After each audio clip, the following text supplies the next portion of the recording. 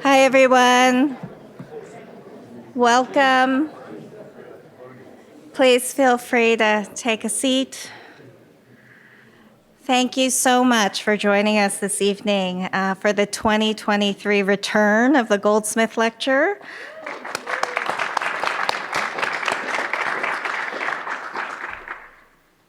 So it's really amazing that we're able to finally gather after quite a long pause for this lecture, which is hosted by the College of Architecture, Art, and Planning at Cornell here at the Verizon Executive Education Center on Cornell Tech's campus here in New York City. We want to thank the Goldsmith family, some of whom are here with us this evening. We're here in celebration of the architect and Cornell alum, Michael Goldsmith, B.Arch 72. And while we've been on pause during the pandemic, this annual series was established in 2009 by Michael's family and friends in recognition of his passion for his Cornell education, his career, and his love of the profession of architecture. The Goldsmith Lecture Series is a public platform for practicing architects who focus on creating work with immediate and tangible effects on the built environment. Gathering like these add immense value to our community by bringing us together to hear from thought leaders, educators, and practitioners of design who inspire colleagues in the next generation across different approaches to practice and impact. This critical forum for design education and practice is the result of a genuine engagement and invaluable partnerships that form around our shared vision for the future we want to build today. Thank you all for making it possible. Thank you to the Goldsmith family. With that, it's my pleasure to introduce our 2023 Goldsmith speaker, Tatiana Bilbao, founder of the Mexico City-based Tatiana Bilbao Estudio. Tatiana's practice and that of her studio are widely recognized not only as leaders in the architecture discipline, but for their unique approach to design that intersects with urban space, communities, installations, performance art, as well as new media. Tatiana and the studio's architectural and urban scale projects, from affordable housing to museums to aquariums and botanical gardens, the practice is grounded but visionary in its approach to integrating community collaboration, social values, sustainability, and a truly deep sense of humanity. In a recent interview, Tatiana was asked to comment on everything from her process to the impact of her work. She spoke about constraint as a generative fact of life and that of the people who inhabit the spaces she creates. And these constraints are central to her practice. Before form or beauty are the people for whom it's for. When you design in such a way for the real needs of real people, contingency, vulnerability, uncertainty are always a part of the process. And it is this very approach that makes Tatiana's work so important as a model for practice that demonstrates both responsibility and possibility, while upholding the standards of quality and beauty to which architecture is, of course, a creatively inspired discipline. For her particularly unique contribution to architecture, urbanism, design, and art disciplines, Tatiana has received numerous awards and honors since founding her studio nearly 2 decades ago. These include the Berlin Art Prize, the Architecture League of New York's Emerging Voices Award, the Locus Foundation's Global Award for Sustainable Architecture, the Marcus Prize, and most recently, the Richard Neutra Award for Professional Excellence. Currently, Tatiana teaches at Yale School of Architecture. She's also taught previously at Harvard GSD, the AA in London, and Columbia GSAPP. And we're still trying to get her to Ithaca. Tonight, please join me in welcoming her to this very special lecture.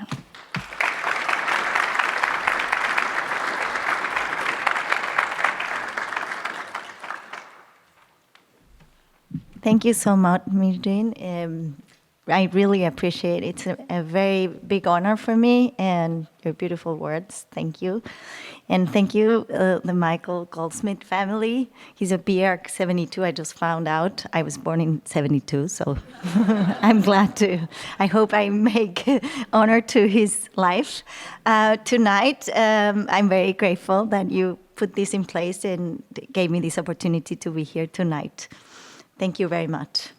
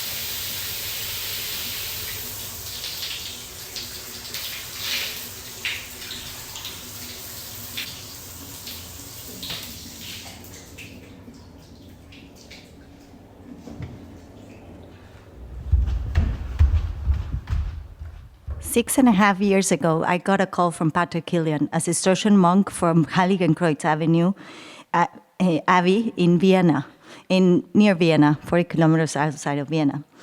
He asked the question, would I be able to help them to build a new monastery? Of course, for me, that was a life-changing call, not only because this is a lifetime project, because this is a life-changing project. Buenos días. Oigan, vamos a vestirnos primero, ¿no? Quiero más pera. Yo quiero más pera. Yo quiero más pera. Yo quiero más pera. Ok, ahorita te Yo quiero más pera. Yo quiero más pera. ¿De quién es? Mío. Hay que coser. De mi ropa. Y a mí también se me cayeron muchos de mi ropa. Oye. ¿Cómo te fue? ¿Cómo te fue en la escuela?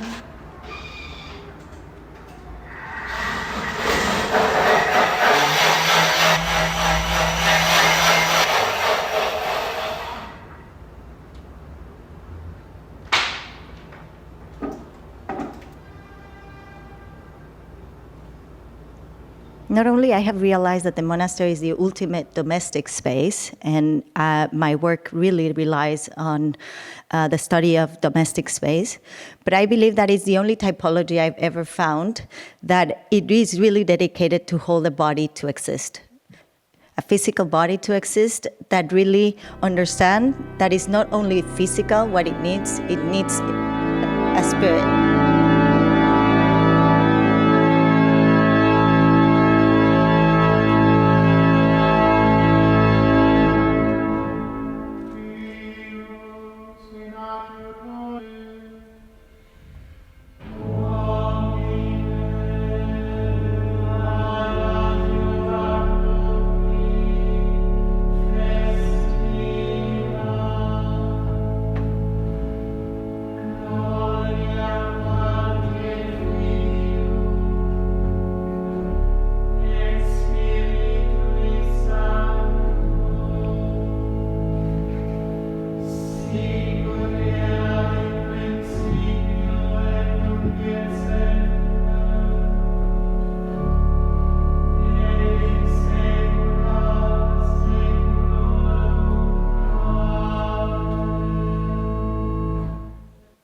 Of course, I'm not here to convince you to become a monk or to go and live in a monastery.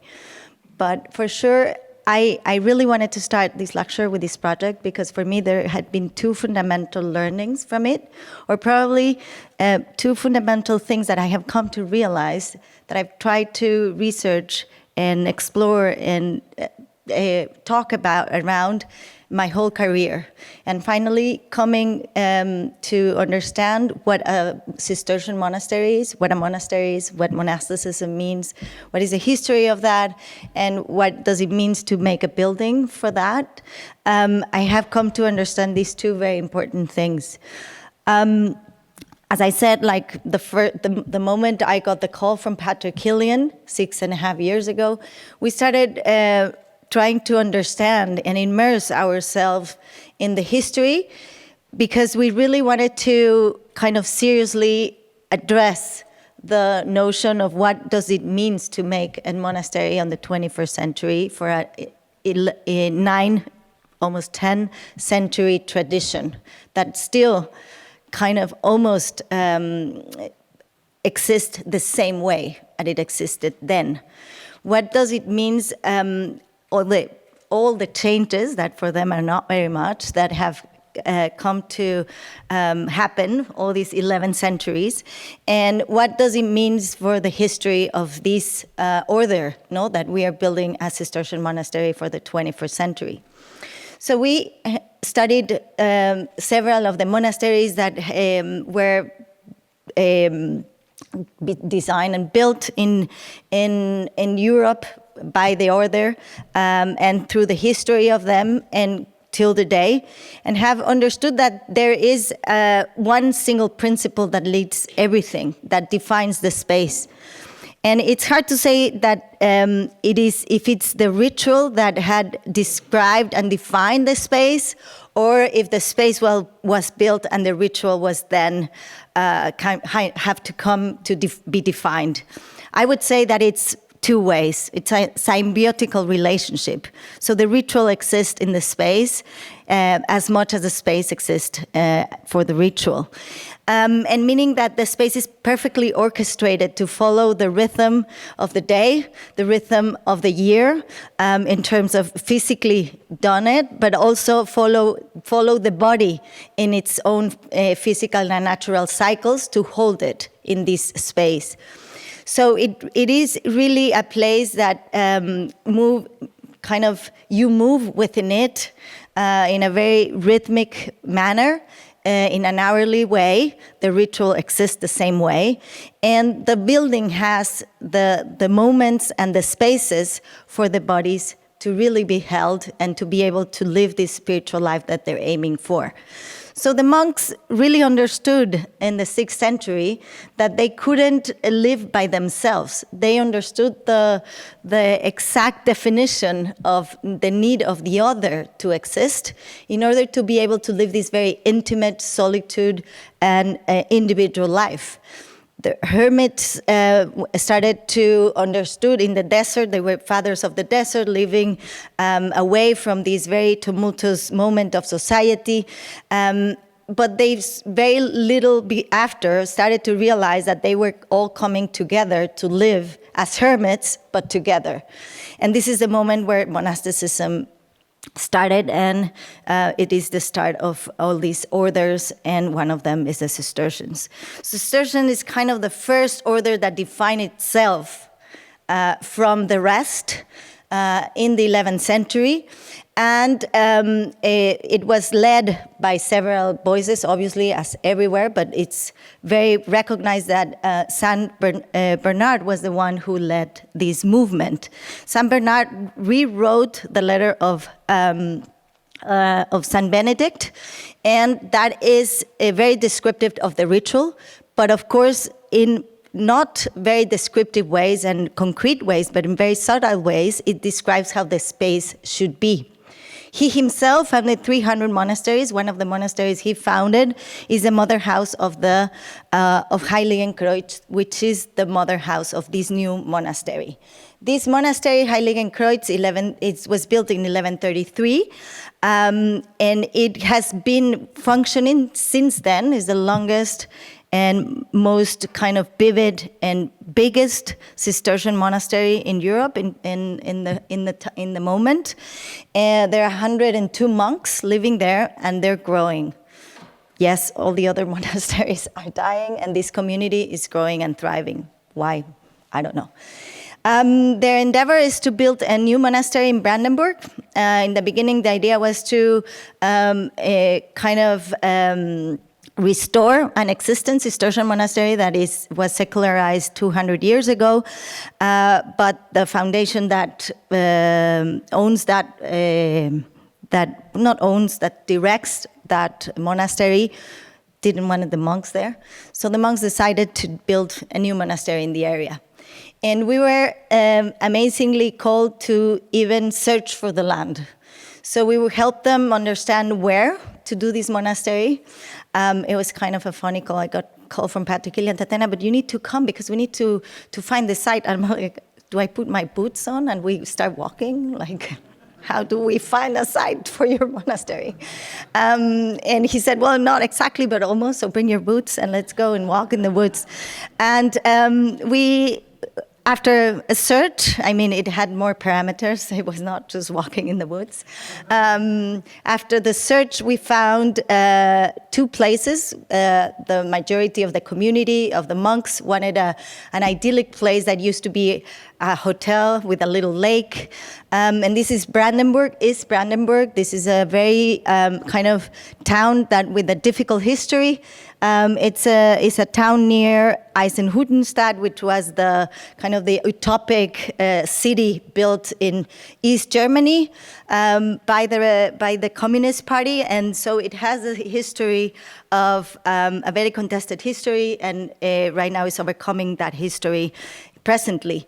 So the other site we found, and that Participatory and I were very fond of, was a former Stasi residence, secret residence. And we needed to find a site with a history, because otherwise you cannot build anything in the middle of the forest in Germany. So we had these 2 choices at the end, and we really wanted to keep this idea of following the process of getting the site of the former Stasi residence, because it's a way to engage with the history of the place. Finally, we got that place, and we started digging literally into the grounds and the history, and we're going to start building in a year or so.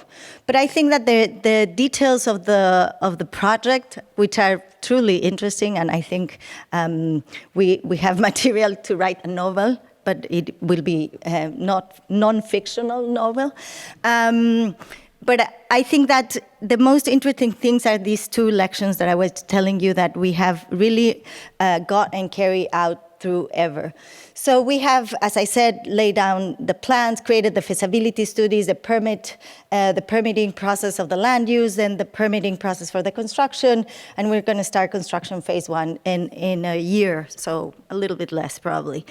I think that, as I said, beyond kind of the definition of the architecture that we are holding here, I think that the core learning is the understanding that the space, that holds this body in order to live this spiritual life that for them is eternal. The first kind of big umbrella lesson is that time is just way beyond us. So the real fact of really confronting ourselves to understanding that architecture lasts forever, in this case for them is eternal. It is something that I think in our society, it might sound that, yeah, we know it, and we know that we pass away before our architecture, et cetera, et cetera. I don't think we think about it. I don't think we built with that notion on hand, and I don't think we held ourselves responsible for that in truth and in deep. But I think that that umbrella architecture kind of really, that umbrella of time kind of really relies, as I said, on the notion that it is a building that goes beyond the possibility of the understanding and holds the existence to the eternal. And how does it does that? It really understands the necessities of the physical body in a very bare and blunt way. They understand that the first important necessity, for our bodies to get nurture and to exist is to the self-nutrition, the moment of retreat, the moment of really nurturing our bodies sleeping, for learning, and for reflecting, etc., in an intimate way. So, and the first physical manifestation and the first importance of that is the body itself. The body then needs to be protected because otherwise it doesn't exist. The first layer of protection is the robe. That's why the robe is a very specific one in their case. It's white and then they have an apron that is black, but it looks identitary. It does definitely does that as well, but their understanding of the robe is the protection of the physical body. Then the second layer of protection is the architecture, and the first manifestation of that is in the cell. So the cell is the individual place, the ultimate individual space for that body to be held. But the understanding that not only that will make it possible to exist is the moment where this cell is connected to the cloister. The cloister is the first moment of encounter with the rest of the community. Well, not the rest of the community, the most intimate part of the community that really allows this community to survive. No, it's the way it's sustained. So the individual self is exposed to that community, intimate community in the cloister, when then the cloister is connected to the other parts of the monastery, where the other parts of the community come in play, like the chapter house, the refectory, and then the church, in the church where the rest of the community, the outer community, is welcomed.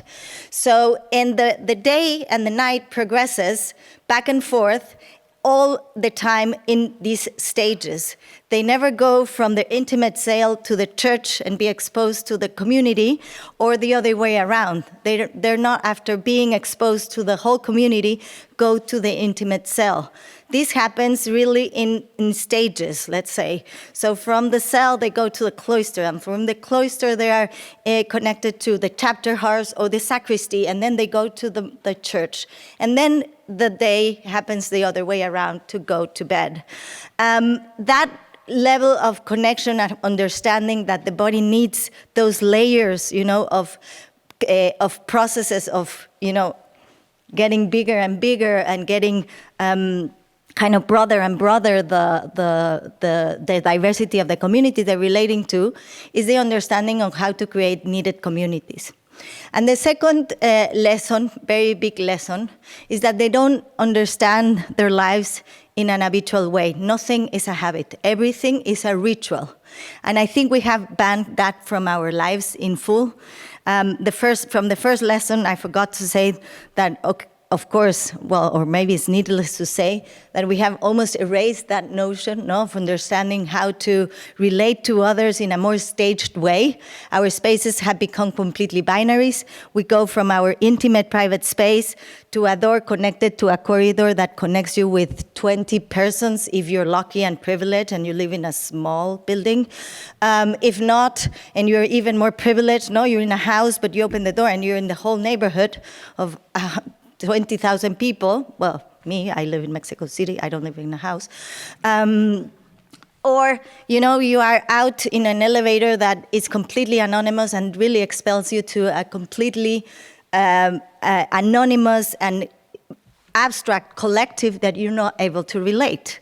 We're living in binaries. It's either public or private, institutional or private, small or big. I mean, it's not in stages. And the second one, as I said, is the habitual versus the ritual. We have habitualized our lives. We have mechanized everything in our lives. Eating, sleeping, bathing is something we have to do out of necessity, make it more efficient, make spaces that those things become really more efficient for us to be producing. But life is about that. It's about taking care of our bodies. Eating is not about just putting vitamins and proteins in our food, in our bodies. Eating is about really nurturing our bodies upon our histories, our cultures, our flavors, bring us that. But in our spaces today, we have erased the possibility even to make them. Forget about that really we're just not making them out of custom. We're not making them because we cannot. No, in a kitchen, in any kitchen right now that is standardized everywhere where we live, I cannot make a mole, which is a very traditional food from Mexico. That is something that brings my culture into my body, in my history, my ancestors. But it's impossible because in a counter like this, no, that I will be chopping chili, I will be smelling that mole for the rest of the month, if so. So forget about it. I will not cook it, no, but I also need time. So we have, by the architecture we're doing and the way we're doing it, we have banned the possibility of allowing those rituals to exist. The notion of the understanding of a bath, no? Of a bath that is not simply just washing ourselves to be clean and to be sanitized and to not be sick, is to nurture our bodies. So the monks do not understand any of those processes as something that needs to be a habit, fast, efficient, and done. They understand those as being part of the rituals that allows those bodies to exist in these platforms. So as I said, I think that these two notions, I had understood them before in different ways, but I had not really made them clear, blunt, and how do they really apply into a space. So since I've been working in the monastery, I have really been able to put them in words and to be able to extrapolate in many ways the thinking into other projects. Well, actually, this one was being developed in between. We were starting to work with the monks. This is a project for a block in St. Louis, Missouri. So it is a block, a residential neighborhood that was emptied in the 60s and 70s, and obviously the block came into disrepair. The houses were turned down. Only 2 or 3 buildings were standing for very long periods of time, for a very long period of time, until we were commissioned to design kind of how would this block would be existing in St. Louis, Missouri, as a new proposal for living here, for returning to live here. And really, the whole idea lies behind the notion of understanding the relationships between those spaces that are very private to those that are very collective in a very staged way. So instead of having houses, private houses, single private houses to the street, we wanted to have those private houses with connecting spaces that would open these possibilities of different uses and different relationships with the others, with the neighbors, with the next door neighbors, than just the house to the street does. So what we did is we created this notion of the most private circle, that is the individual house, with circle of spaces that are shared. Some others are shared with more parts of the community, and some then are even completely shared with the whole neighborhood because they're totally public. So this is how we lay down this the plan for the block, and then we started kind of articulating all the programs that would allow to make those kind of end grains between and connections between the most private spaces and the most public ones. So we started a kind of putting program in the block that was allowed to be used. For example, this one is for the whole block, for all the residents of the block.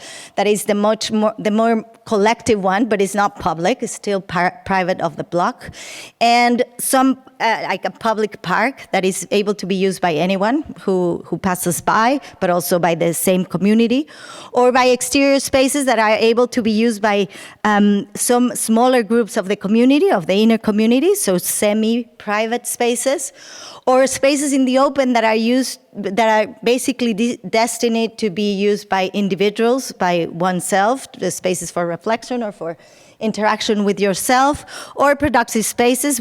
There's a productive garden is also kind of a semi-private, semi-collective space in between. And those spaces that really are able to kind of articulate the houses and the spaces in between, for us is the real important change here. No, it's something that, again, is not the house related to the street. The street here is in the upper part of the building. And there's an alley behind. That's how these residential blocks work there, where you are able to enter with your car and just leave your car in those garages. And then normally the houses are facing just the street, and that's it. So here what we did is that. And then we invited 3 other firms to each do one of the houses, one of the model houses. At the beginning, we thought with the people who are endeavoring this, which is Emily Pulitzer and a developer from St. Louis, Missouri, that maybe there would be 20 different architects, 22 different architects. But at the end, we decided that with these 4 firms, so ourselves and the other 3 and ourselves, we would do the whole block. So what we did is 4 models of houses, 1 each office. We did a house that has kind of all these principles, we hold to all these principles that I described, doing a house that has a most private space on the 2nd floor, and the 2nd floor is rotated in order to hold kind of those 2 very private spaces, very intimately linked and just exposed to the landscape and not to the community, and to do the 1st floor, the ground floor, much more able to be related to that community. So as I said, we took those principles as giving the levels of privacy moving towards the house and the levels of exposures towards rotating the volumes themselves. So this house is going to be repeated 4 times in the whole block. 2 of them are already built. 1 is inhabited, and the other models of the other houses are also in progress in this way. So the second model is a model from Productora. Productora is an office based in Mexico City, but they have a partner living here in New York. And they did this model of house that, again, is going to be repeated 4 times in the whole compound. And what we're doing is we're repeating them with the same materials, but different colors. And they're differently related to each other. So still, they're very particular. Each of the houses it is really truly a different house, although they probably live the same. This is a house by Moss, a firm based here in New York. As I said, kind of the relationships of the house are orchestrated and curated in a way that they are allowing these very moments of privacy, but also these exposures that are able to create possibilities of negotiations among the neighbors, of confrontations, yes, but that's what makes the community strong, and of leisure and recreation as well, no?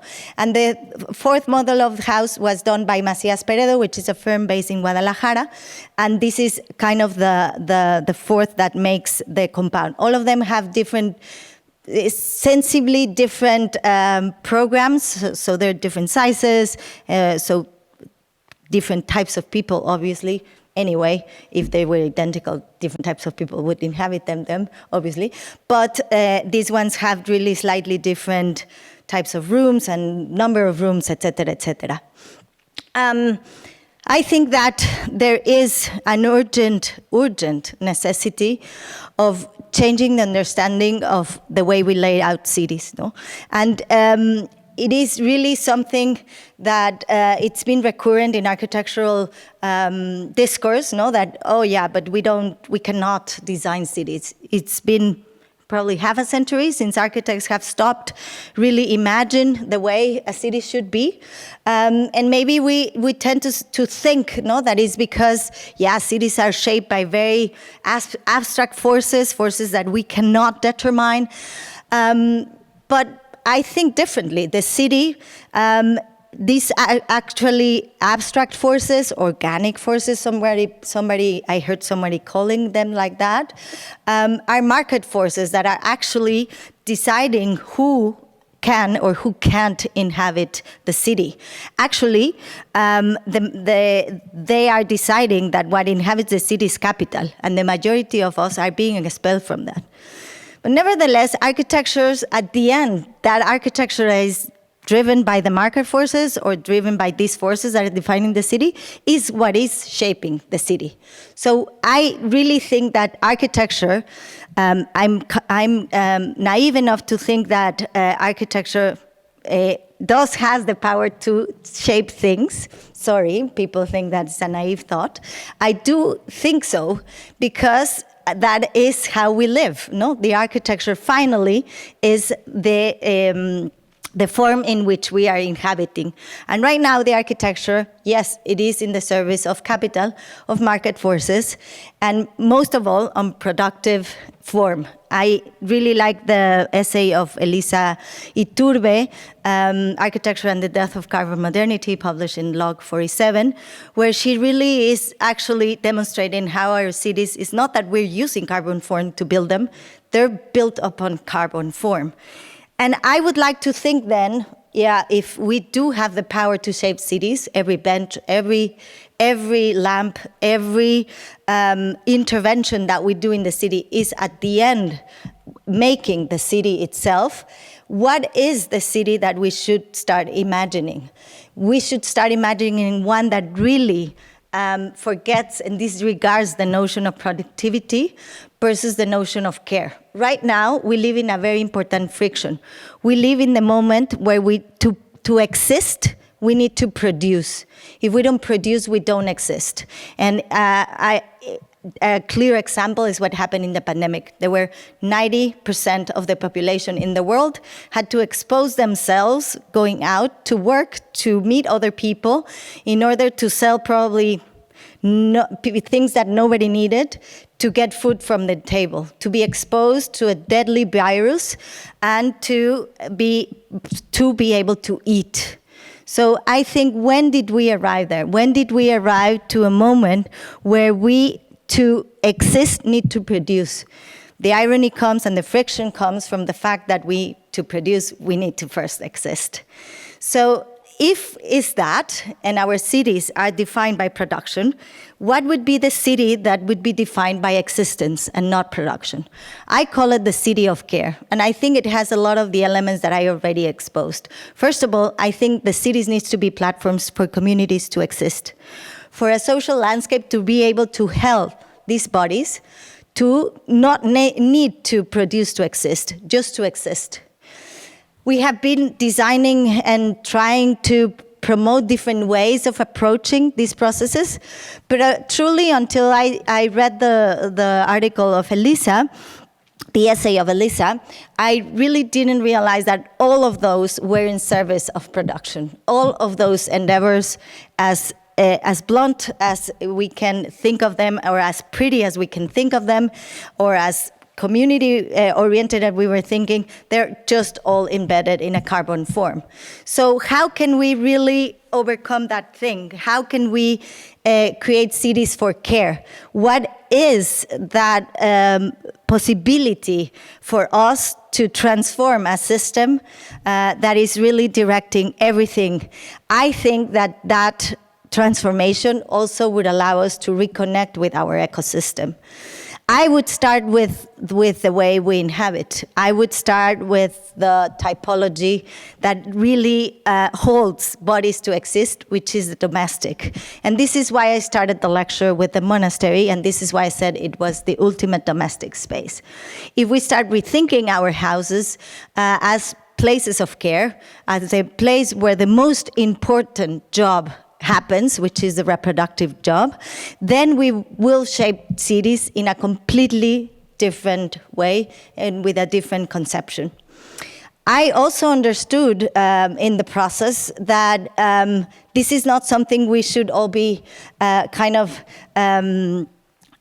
or some of us, the architects, we are very small part of the population, should be deciding. This is something we should all, as society, be able to build. I got into the reconstruction of the earthquake in 2017. There was a very big earthquake in Mexico, which impacted 33% of the country. 500,000 homes were down, and a lot of architects, we endeavor in the process of reconstruction. We went to a little town called San Simón el Alto, where we really understood we knew nothing. We are architects, we think of ourselves as really knowing how to build things and how to create possibilities for others to live. And we realized we don't know anything. We just know some technicalities about how to put materials together. And I think that is how we should see ourselves and be able to be understanding ourselves as part of a production of space that is vital to our society to exist. So how can we architects become part of that virtuous cycle of producing spaces with our communities together to really allow anyone to exist in these places? This is not an easy task. No, what we did here is exactly that. We went there and we said, okay, you know what are the necessities of your family. You know what are your ideas on inhabiting. You know what are your ancestral forms of living. We know how to put bricks and mortar together. So why don't we just tell you that and you design your spaces? And that's what happened. And it was a very beautiful process, as I said, not only because this family were able to have a house, which that was probably the most urgent thing, but they were able to have their house built by themselves. Those are really spaces for their bodies to exist. So for me, that was really kind of the revelation where I said, well, how can then we be part of a process that build platforms for anyone to define and decide their own existence on them, and not my existence imposed to them. Because design does that. Design creates subjectivity. Design proposes a way of living and inhabiting the planet that doesn't allow the majority or almost anyone to exist on them. So in general, how can we create architectures that become that, platforms for anyone to decide? Well, not easy, but we have been searching, no?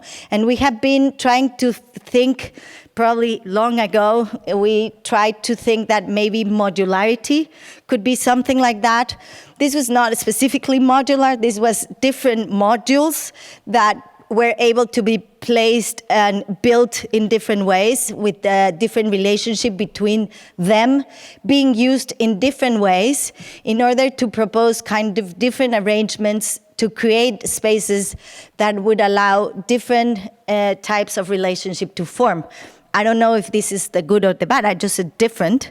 But this was part of kind of an experimentation towards that, no? Is this a platform for anyone to come and decide how to live?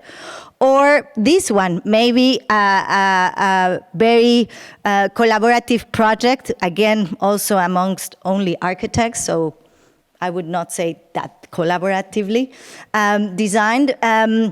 That is a platform that where 6 different offices were able to with a very strict plan, create a very different definition on space for different types of apartments. These experiments also led us to other ones, some of them more radicals. For example, for this house in Spain, this is a project called Solo Houses in the border from Catalonia and Aragon, where I don't know how many number of architects were asked to design a house. 2 of the houses are built, one by Petzo von Elrichhausen and one by Office from Belgium. And we were asked to design a house there as well. The whole thing was that there was no client, and the people who endeavored doing this, what they wanted really was to open architects to think without someone directing their thoughts. For me, at the beginning, that was really strange. I thought, well, I don't do that because I think that spaces should be designed by the people who inhabit them. But this was exactly coming out in the moment where we were thinking, okay, we cannot do that because we're always us. It's always our ideas. It's always our filters. It's always our own minds behind. How can we create those platforms for anybody else to inhabit their own way? So we said, okay, this is a perfect example because we need to do that. We don't know who's going to inhabit these. So what we did here is we said, okay, we can liberate ourselves when we create spaces from a lot of things, but what we cannot liberate ourselves is from the aesthetical definition, because that is the physical definition of the space, no? So we decided to be very blunt about it and just create a very defined space by shape, and we did it like that. It's a module that has different types of geometric definitions, and that it's stacked one into each other, and that then deploys itself in the landscape. But purposely, not any space is designed for any activity. Any space could be used for whatever. Maybe it's a house, maybe it's not. Maybe every single structure is a space that has a specific definition. One is a bathroom, one is a bedroom, one is a kitchen. Maybe not. Maybe one is everything and the rest are contemplative spaces. Who knows? Who arrives here will decide. But then the trouble started when we needed to submit the plans to the municipality, because obviously they asked us, what are those spaces? Are these a kitchen or is a house? So this is when we started even thinking, no? How can we design? How can we endeavor to do architecture if already by the drawing we submit to the municipality, we're directing how it should be used? So we started thinking how to represent a space that is really not directed and that anyone could just use it the way they want it. And we didn't even want it to dare to do those drawings, because not even to the municipality and then hide them, because then you start already kind of directing how this space should be used. So we created these drawings that are plans and sections and models at the same time, because they're little butter paper that is able to be folded, that has kind of very, there is not a direct relationship. So when you fold it, it's making no sense, in order to direct kind of the idea of how it's used. And we succeeded, the plans were approved, but then they said, okay, but we need some images.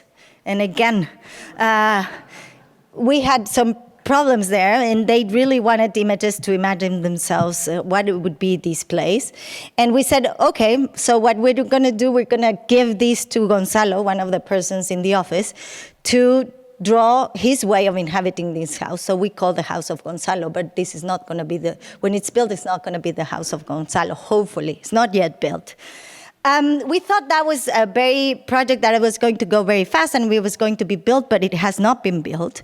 On the other hand, not the same time, but some years after, we were asked to do another house for another of these projects, where a number of architects of offices were invited, and this was in Germany, and the project was called New Ways of Life. And the brief asked to 20 so architects to design a house for the new forms of living, meaning, and they describe them as spaces that would be used for working and living in the same place. For me, it was very strange because, first of all, I think that the house is the far most important place of work. So I don't see it as a place of rest. So for me, it was like, okay, so work has been happening always in this house.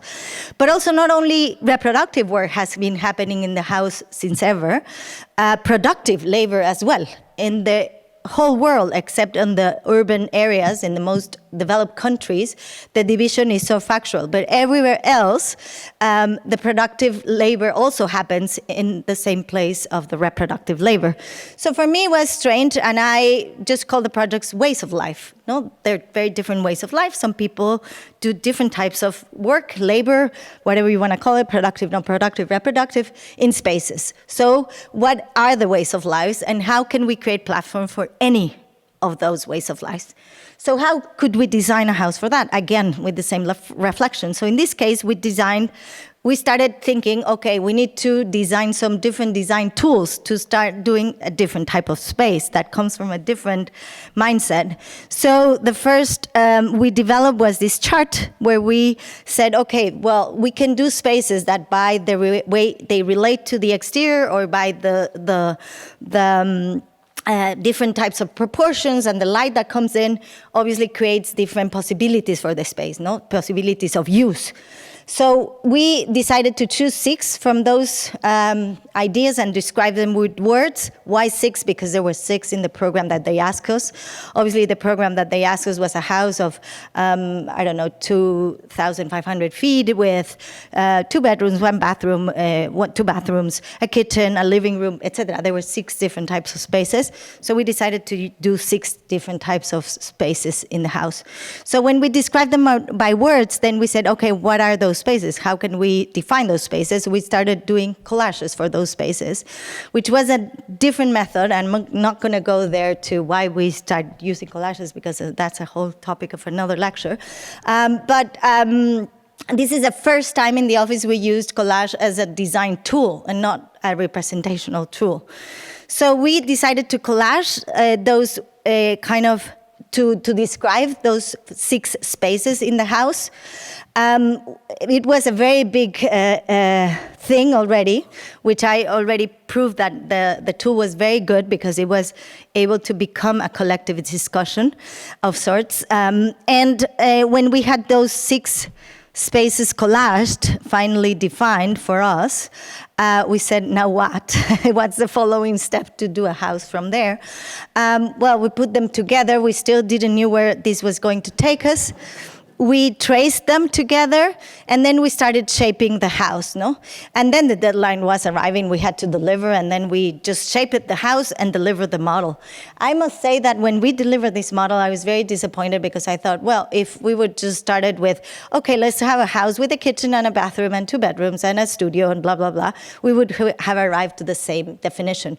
So I was disappointed. We delivered, we finished. We really thought this was just a place that started to think on how are others able to inhabit it without labels, without program, and being able to be used differently. And then we continue working. A year passed, we delivered this, as I thought this was a very utopian project, nothing happened. And a year passes, and then we got a call from the people who organized it, Kristen Hesse and Niraj Baita. And they said, well, Tatiana, there's a couple in Germany that wants to build your house. And we're like, what? Okay. And they said it's perfect for their way of living. Oh, tell me how's the way of living, because we didn't describe it. And so we were in a call with them, and they described how they thought this house was perfect for the way of living in a completely different way as I would have imagined to inhabit this place. So I really thought, okay, then we were probably not that wrong, right? This really can become a platform for anyone to use it in different ways. So what I interpreted as kind of the most intimate space, they used it for the most public one. So that is where one is a therapist, so where they will do the therapist is in the space I would choose to sleep. And this place I would choose to prepare food, they decided it would be the bathroom. So I really think that opened some ideas for us to expand the notion of what is an architecture that really becomes a platform for anyone else to define their own way of living. This house went to construction documents, permitting, etc., etc. We were going to start building. War in Ukraine, so we stopped the project. Hopefully we restart soon because prices started to go crazy in Germany for construction, etc. This is in the southeast part of Germany.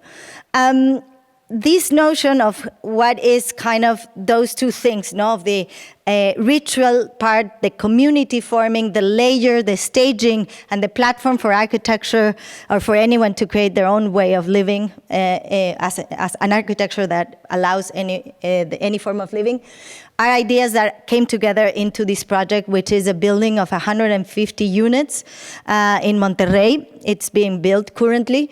And this was the first sketch we sent. No? So we said the first thing we have to ban is that notion of efficiency to arrive to your unit. Why? Because that's exactly the problem why communities cannot be created. If you don't crash into your neighbor because you are very efficiently carry on to your door, you're not able to even meet them, right? So that's the first step.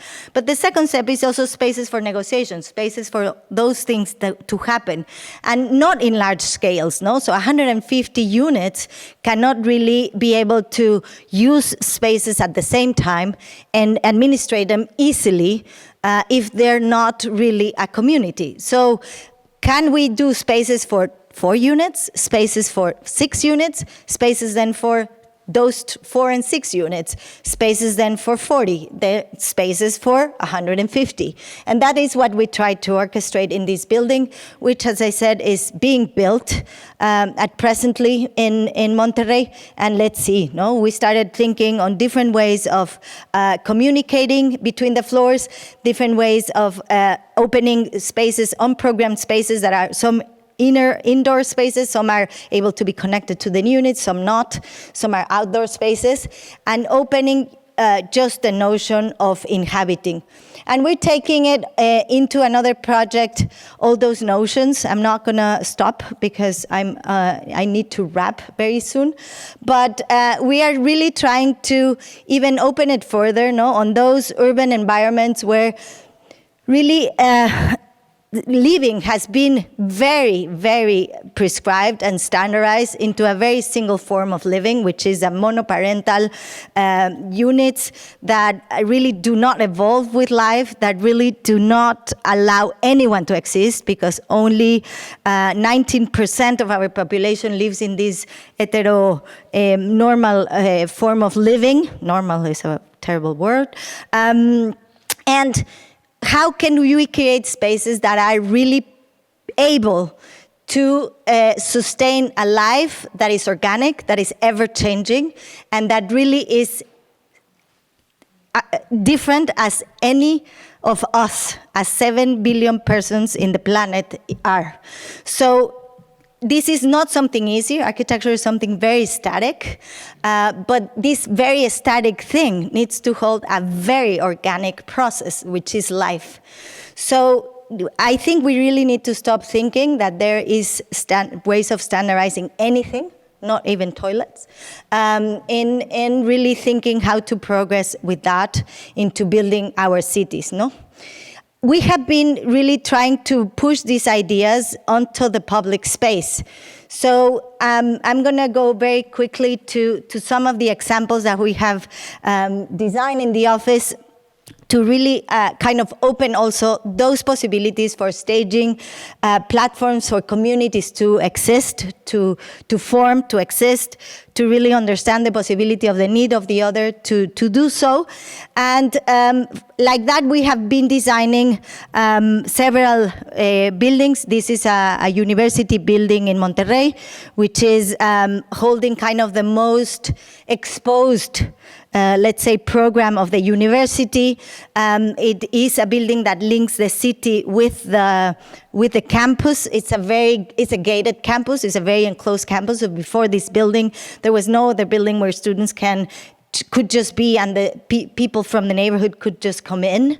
In this case, this building does that. So, but in the majority of it, it's a parking lot that holds all the cars for the moment of the campus, and for just a moment, again, you know, because the idea is that this campus, first of all, wants to get rid of the cars inside the campus by putting them all together into this building. But second of all, they want to get rid of the cars in full, so they're working with the city to create public transport to allow really the majority of the people to not come by car. So also, we don't know what's going to happen in 50 years. I hope nobody uses a car anymore. So what are going to do with a building that is defined by the notion of 1,500 cars existing there. So we created spaces that are able to hold cars and to then hold people. No, these are the same spaces. I don't have a photo of the parking, which I should have, but these are exactly the same way the parking progresses.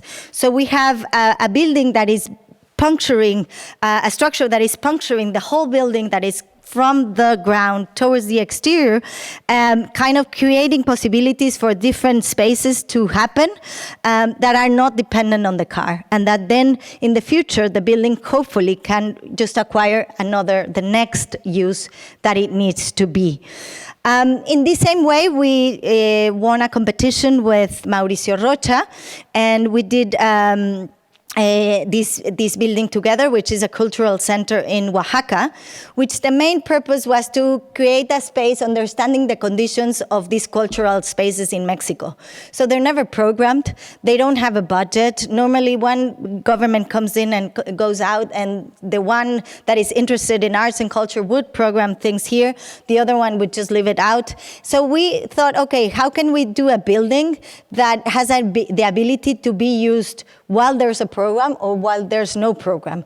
So first of all, it needs to have kind of a very fluid relationship with the exterior, but on the other hand, has to have a real, just very raw definition of one material that it's holding almost everlasting, no? So that is what we did, a building that has a very large interior space that kind of protects an event that needs to be protected from the weather conditions, but also that a plaza that extends and opens to allow kind of these things, these two, no, the interior condition and the exterior condition to exist almost year-round and just open for anyone. And this is the lobby of it. This is almost finished. It's not in use yet, but it needs a little bit more landscaping, and then it needs a little bit more activation. But it's already starting to be used by the community, and the idea is that this is not program, and sometimes allowing to have kind of different programs, cultural events that can use the space in many different ways. We have been working for 18 years in a botanical garden in Culiacan. Those have been very little interventions, pavilions that allow different programs to happen, mostly that enhance the possibility of the botanical garden to exist and you to relate to this botanical garden in that way. Not going to describe the project, but because we did that project, we were called to think of the park of the city, of the contiguous city of Culiacan. Culiacan is a city in the capital of the state of Sinaloa, which if you don't know by now, you probably will know now, because that's where the cartel of Sinaloa, El Chapo, comes from. So this is the city of El Chapo, and obviously it is based in it's an agriculture state that has the good and the bad agriculture, the good and the bad. I didn't say which one was the good and which one was the bad. And then there's Mazatlan, which is the city next door, no? The second largest city in the state, and really next door to Culiacan. So we work in this central park. As I said, we've been working for 18 years. Every year we do an addition. Every year we do a new small pavilion, an entrance, a storage, a lab. You know, every year we add a building, which has been an incredible opportunity, with the same notion of understanding that this was an existing botanical garden, and that this really was something that the community regarded very much. So how can we intervene in a space like that, just making it thrive and allowing those things to exist and to thrive even more. So it was difficult. It was a very important process of understanding. As I said, I'm not going to describe it, but because we did that, we were asked to think on the central park of the city of Mazatlan, which is a contiguous city. Mazatlan is a coastal city, is kind of in the tip of the Sea of Cortez. The Sea of Cortez is the one that is in between the Baja Peninsula. Sorry, I don't have a map, but if you remember Mexico and the geography, there's a Baja Peninsula, there's a sea in between, and then in the land, inland, Mazatlan is exactly there, no, where it starts. And Mazatlan has been a very touristic place until the 60s, 70s, that it transformed into a service city. And we were asked to think on the Central Park. And the Central Park has a natural regulating lagoon. And that is the reason why the city just expanded, but it stopped kind of there, because it was half of the year was flooded, half of the year is not flooded, so it's a difficult terrain. And since ever, they have called it the Central Park, but they have never done anything to really make its use possible for the society. So we were asked to do that, and we thought of the park in 3 stages. No, in a part where it's always flooded, a part that is always dry, and a part that is half of the year flooded, half of the year not flooded. And this kind of render shows how we deal with that and how we created spaces that sometimes are used with water, sometimes are used without water, and sometimes are used dry. When we started the project, we knew there were going to come 2 very big pieces of infrastructure, one in the southeast part of the park, which was an aquarium, and one in the northwest part, that it was a museum. Those designed by different firms. We had nothing to do with them. I actually had trouble with both of them, but we just did our job. We did the park. We collaborated. We understood where was those 2 pieces of infrastructure, and that was it.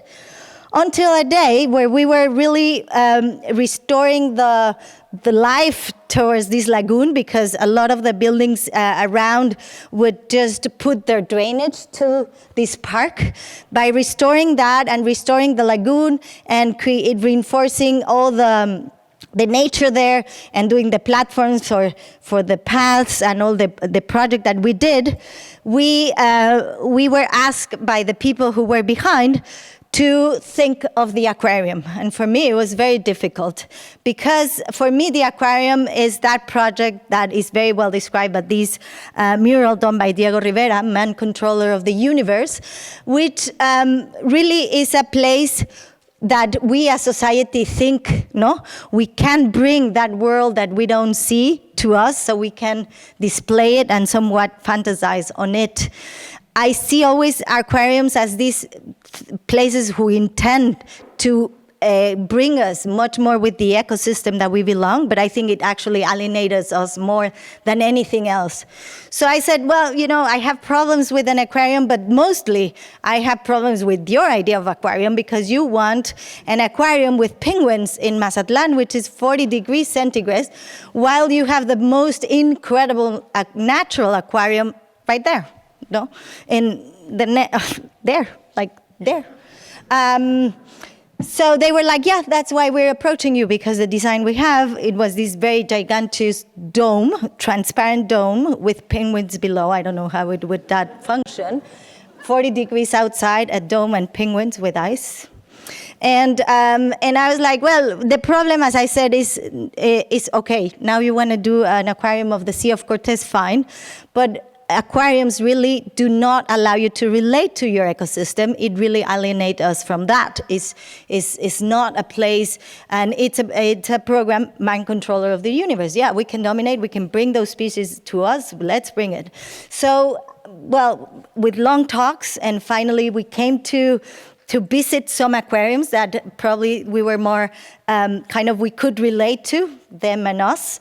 And we ended up in the Vancouver Aquarium with an organization called Oceanwise. And we started with them kind of laying out the idea of how could we create a center for this sea life that is able, first of all, to really bring us closer to that ecosystem, and mostly, and for me, the most important part, to be able to allow these people that live there in Mazatlan to recognize their position in the ecosystem. So what is a building that allows you to do that? No, the program is defined by these people and these experts, but what is a building that allows you to do that? Because the first question by the client was, I want an aquarium that looks like an aquarium. So what is the aquarium? What is the building that looks like this that we're conceiving? A place that allows you to understand your place on the ecosystem. So in reality, we found a building. This is the year 2300. A building had been built in the year 2020, and then the water rose and the building was flooded. And when the water receded, we found that life and sea life had taken over. And we arrived as architects to understand how to create paths, to discover that life that emerged in this this building. And we then design kind of these stairs that bring you up to see how the nature had invaded the building, and bring you then down from the exterior to the center to start discovering how nature really invaded this building. And this is the year 2023, so the building is almost done. Nature is starting to invade. And well, let's see what happens in the year 2300 when we are able to enter. Let's see what type of life was able to survive in this building. And with this, I finish. Thank you very much.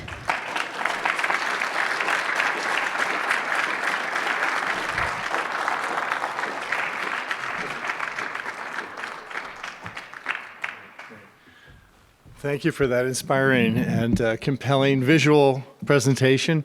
We have some time for some questions and answers. We also have an audience on Zoom. We have microphones. Mark, I think, is maybe another one. Great, wonderful. So I know in our past tradition, usually the Goldsmith family has the first comment or question. So wanted to put all of you on the spot and be able to hear from you. And Tatiana, we are so grateful, and hopefully I think someone in the family is going to throw a nice softball to you, but maybe it might have a little bit of spin on it.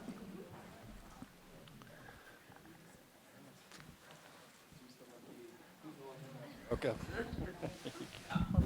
Yeah, I'll just make one comment. I know it was fascinating when you started with a monastery, and I'm thinking, you're going to talk about just design of a monastery. And then I started thinking, oh, she's talking about organizational design and how organizations work and an environment and whatnot. And then then you just went so far over bringing in how to make the world better by thinking of that whole monastery as a kernel starting. And it was just fascinating. And quite bluntly, I just don't know what to ask. I mean, it was just such a new twist on looking at things. I was just fascinated. So I'm sorry, I don't have a question. I just don't know what to ask. But I do want to visit you in Mexico City. I do know that. Please come.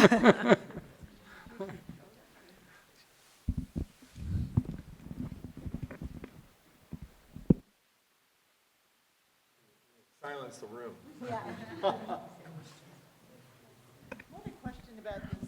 Give you the mic here. Thank you. I had a question about the St. Louis project. I was wondering for whom, I know you talked about people being involved in it, but who do you see as likely to, people will buy it, or so given the poverty there in that, I assume in that part of town, who is likely to purchase, to live there? Yeah, that's a good question. So the thing is that in this part of the city specifically, the city is kind of starting to thrive. People are getting back from the suburbs to get in. And the idea was in the beginning to make something very affordable. Right now, they're not fully affordable. They became pricey, but they are in the mid-lower range, those houses. So they're very different people coming and that have started to live there.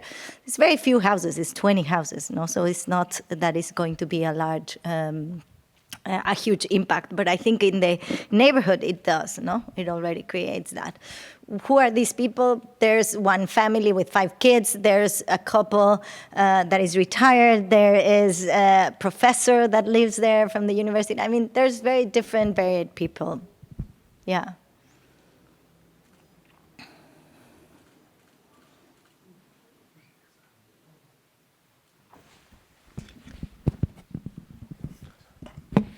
Hi.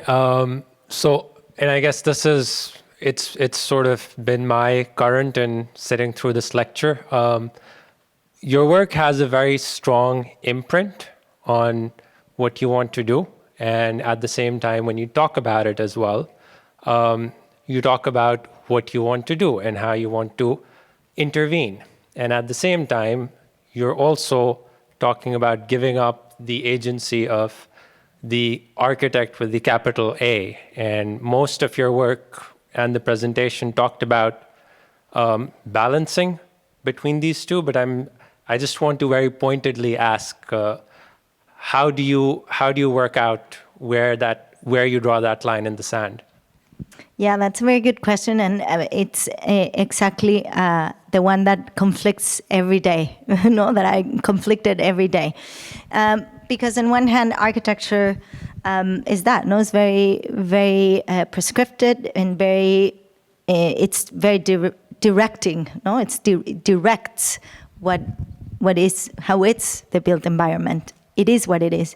So with that, even though the architecture without name and last name has that, and does direct and defines how and where and in how it's used.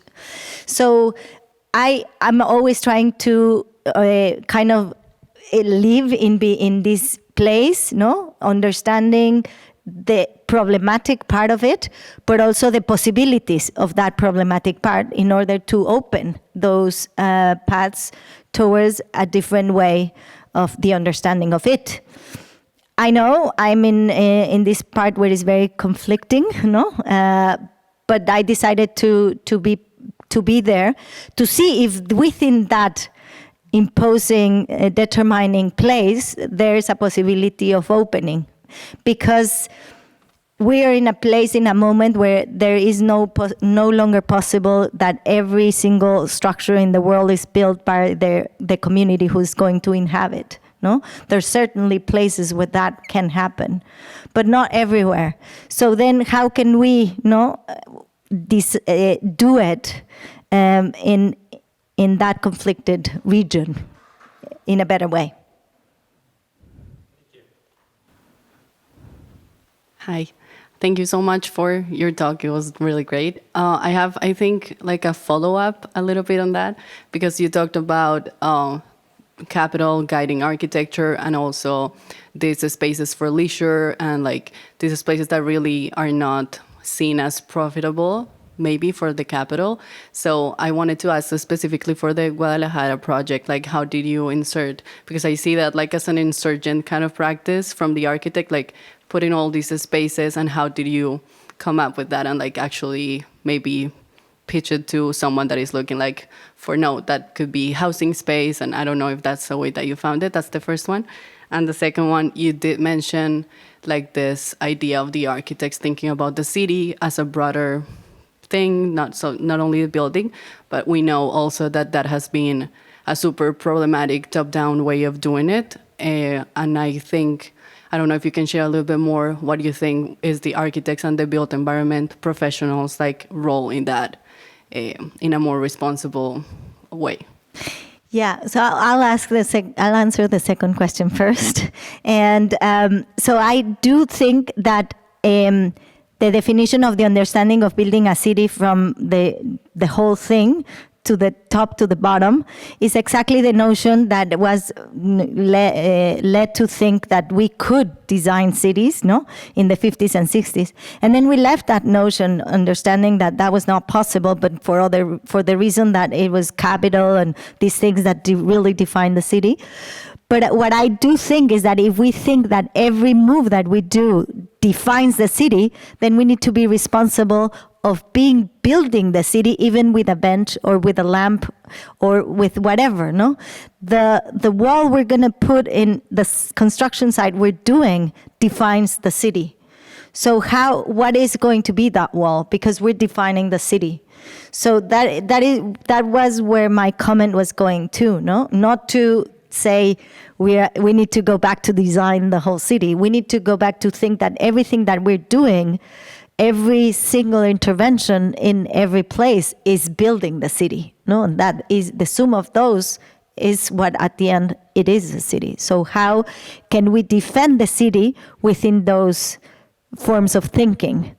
And in the second one is a little bit the same. This is why I answered this one the first, within those projects, I'm always carving spaces, that the building needs to be economically rentable, because otherwise it's not going to be built, no? But then I'm always fighting and carving for those spaces, no, that are kind of the result of the rentable ones that really allow kind of the interesting part to exist in a way. And again, I'm dealing with always with these conflicting spaces. I try not to fall into one or the other, but I do several times. And well, I just raise up, learn, and sometimes fire the client, sometimes they fire me, and then continue.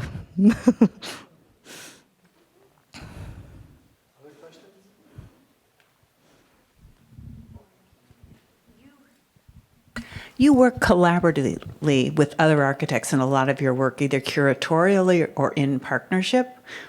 What benefits and what frictions does that entail? So I think that the benefits are the frictions, because this is a place where really interesting things happen. No, I really didn't mention, and this is very wrong from my side, that even the monastery is a collaborative project. We're doing it with Dogma and Mayo. Dogma is a firm in Brussels and Mayo in Barcelona. And I do this because I believe, first of all, that I don't see architecture as a capital A, so I don't understand how to design spaces for others. I needed to do it collectively because I really don't feel I have the capacity for doing that. So I need more minds in the place, more discussions, more talks to be able to feed these ideas to come out. So this is the first of the reasons why I do it. And those, I think, are the benefits, that when you have much more minds, you're able to define things in a broader way. That's what I believe. That's what I try to do. And I don't think there are any negative parts. As I said, the conflicts are the benefits.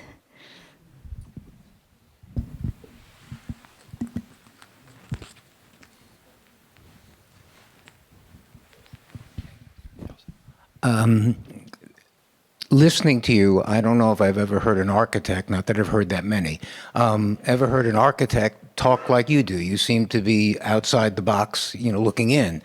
And so that leads me to start to think, hey, we've got a situation in almost every major city in this country that's going to take outside the box thinking in order to go ahead and make it work. And as you probably know, many of our commercial buildings are either empty or almost empty. And these are old buildings, some of them newer buildings built in the last 30, 40 years. Have you been approached, or have you thought about, hey, if I was the king, here's what I would do? Anyway, just a... If I was the queen... Don't worry. No, I wish I was never the queen. In fact, that is exactly what I think is absolutely necessary, that there is not one person or one corporation or one group of persons deciding what these buildings should be for. It should be the community that should be able to take over. And believe me, they would have a lot of ideas of taking over all those places and to really build those something that serves totally to a lot of people. So I would say that would be the form, but it's difficult because there's capital in between that wouldn't allow that to happen. But if I would be able to say something, I would say, please open them for them to be programmed by the people who are there around, immediate. You said, when you were talking about the earthquake relief in Mexico, and you went to this small community, and you said, I realized that you knew nothing. That struck me, because you're, quote unquote, the expert, with people there that are looking to you for advice on what do we need to do and how do we need to do it. Could you elaborate on that? Yeah, so as I said, I think that the most important thing for a space to exist is to hold a body, and to hold a body is a little bit more complicated than that, just a physical thing. And that is where the problem comes, no? Because we architects are trained to understand how to physically hold bodies in a space. But what about culture? What about history? What about the modes of living of everybody? No, those should be the ones who define the spaces to exist. And the technical definitions of them are, for me, the less important ones. No, so we are experts in understanding how a building can stand for, and I'm not so sure if we are so, because otherwise 500,000 buildings would not have fell down. But still, no, we're supposedly knowing that, but we should not entitle ourselves to say that we can understand how anybody else lives, because everybody else lives differently in this planet. Everybody's life is different, and that should be designed and decided by each of them who inhabits each space.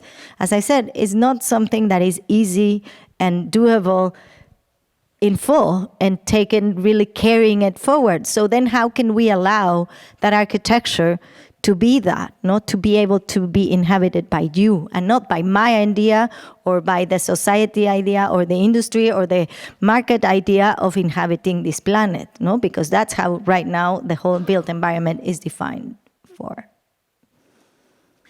Tatiana, we have some questions that have been posed to you on Zoom, so we'll give everyone here a little moment. The first question that came up was, do you believe, I'm going to add a little editorial, do you believe form follows function?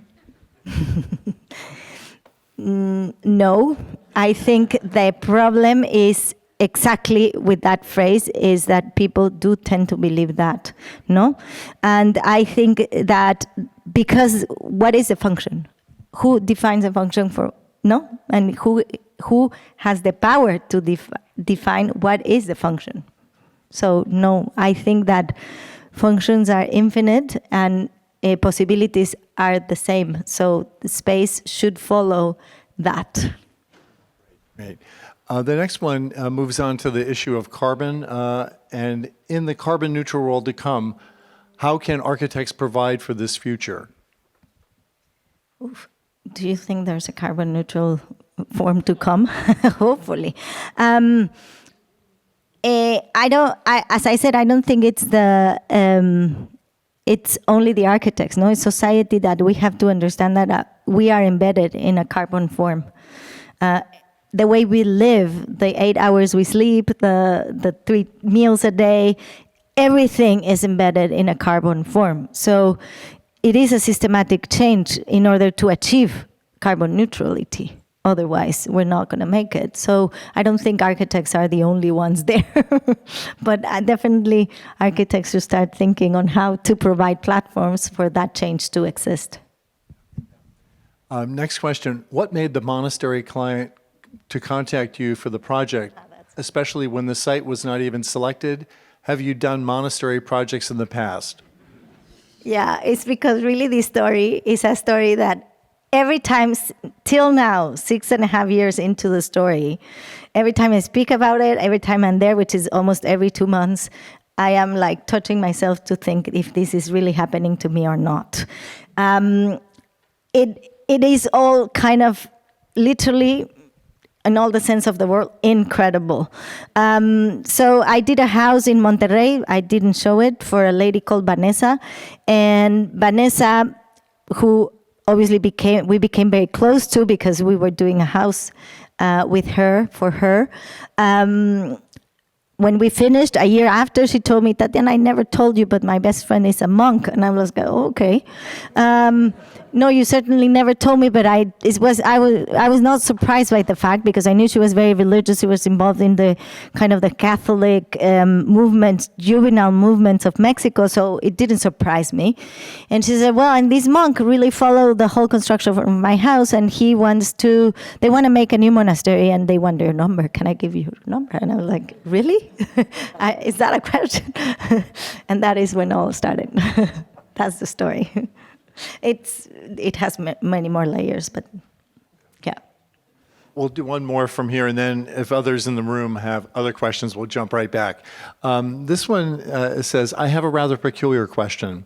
You and your colleagues in your studio must be aware of your ubiquitous use of the half circle or arch in both plan and in elevation in all of your projects, except for the last project. What is the reason for this, if there is one? No, there's no reason. Maybe we are drawn to circles because they're infinite and they're circle. But no, there's no. We don't approach our architecture in a formal way, although it has a formal output. Thank you. Back to the audience. We have quite a few students here, as well as recent graduates. So if no one has a question, I'll throw one out. I know that you have a particular attitude towards education, the professor and the student. And I think I've at least seen in other speeches and talks that you've given about a different way of collaborating in an educational format. And I was curious if you would expound on that a little bit. So I believe I learn in every environment that I'm exposed to, and school is one of them, and definitely one of the most important ones that I decide to throw myself to learn. So my studios are always approached by that fact. So the first day I start saying, I'm here to learn. Sorry, I know you're paying and I'm getting paid, but I'm here to learn. And believe me that the more I learn, the more you will learn. And I see it in this way because my father had always he was a teacher. He had a sign in his office that says experience has taught us that not everything is about experience. He was always a teacher for little kids, and really referring that he learned very much from those little kids. So the same, no? I think that if I create studio environments where we all equally understand that we're there for learning and learning from each other and listening to the ideas that everybody has to bring to the table, we will have a richer output. I don't know if that's the case. You should ask the students that I've taught before, but that's how I approach it. And therefore, the studios, there's no brief. So students are very scared in the beginning. It was, Tatiana, when do we have to deliver? We will define that, don't worry. What do we have to deliver? A model, 3 plans? I'm like, no, we're gonna define it in the studio. So every class, they're very scared. They're all like always with the eyes like this. And I said, believe me, we're gonna arrive there. We're gonna have a final review, I promise. And we do, we finally have it, and that's how it happens.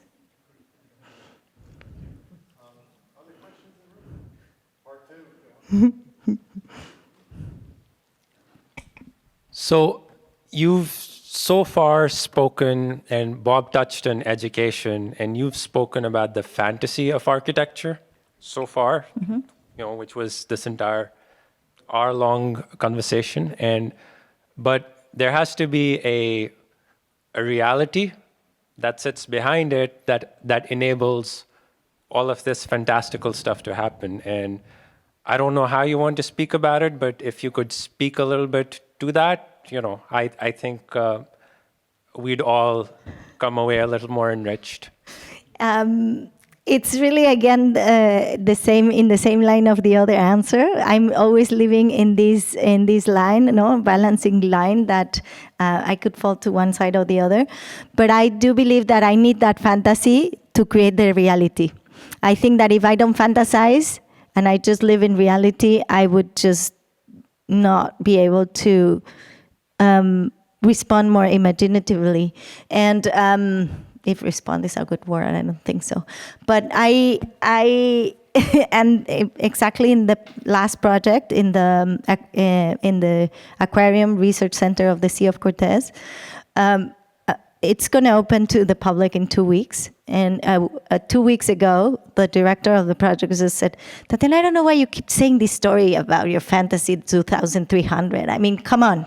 This is the building. It's almost done. You see it? And I'm like, I like to keep thinking of that story because this building is going to be there in 2300. And I wish I was there then, not here now. And that is how I live. I truly live that way. And I think that fantasy feeds us in order to make those buildings possible. Otherwise, I mean, I don't think they would exist. That's what pushes me to pressure that and to make it happen. Thank you. We have time for one more question, and then we'll go ahead and kick off the reception.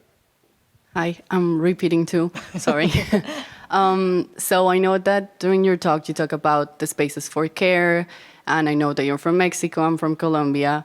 And there are like a lot of topics that I wish that I had talked about when I was studying architecture. And I knew that my teachers, my professors were like, they had a little bit of distance with the context around us and like with, I don't know, the political questions and like what was actually happening in the city.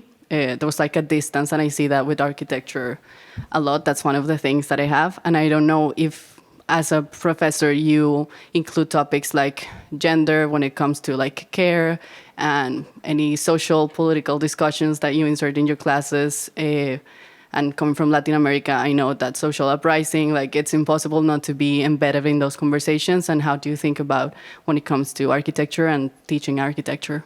Well, I am the same person always. And so, yes, that's the full answer. But as I think you clearly heard from the lecture, for me, architecture is politics. There's no separation on it. So I stand on architecture as politic, as a policy, as politics, and that's how I operate, both everywhere, all the time, me, myself. So yes, that's the short answer. Yes, of course. Yeah.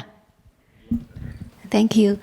I have a question for people sometimes saying that designer architect usually don't really solve a problem. Instead, they bring up an optimistic attitude to approach a problem. What do you think of this, this idea? The problem is that we have been taught to be problem solvers. The architects are not problem solvers because we cannot solve any type of problems. No, we should be able to provide platforms for those problems to resolve or to recede or not, or to, kind of evolve, in whatever manner they should. So I think that we should stop thinking that we're problem solvers, and we should start thinking that the only thing we can provide is or enable or disenable things to happen. Do you mind? I have another question for you.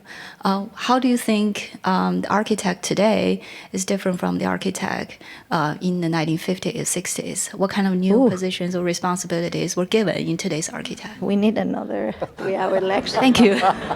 Because I think there's a full list. Well, in a way, I think it's very different, but unfortunately, I don't think it's completely yet very different. I think that it's still very much the architect regarded as this figure that has the power or even has the right to decide how and where and who lives or not or does on anywhere. No, that is how we're taught still. But I think that since we have come to the reality and understand and really understand that we don't have that agency, then we are starting to operate in a different way. Probably, no? It's out of necessity, not of discovery. And so I do think that the way we are operating in these generations and the generations to come is very, very different, with the understanding that we don't have the power nor the right to do that. So I do see it in a more reflective way. But maybe I wasn't living in the 50s, so maybe they saw it the same way, I don't know. Great. Thank you, Tatiana. Let's see if we're a round of... Thank you.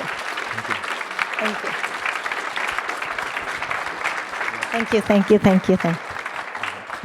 We can all begin our reception and carry on our conversation. Thank you so much for being with us this evening.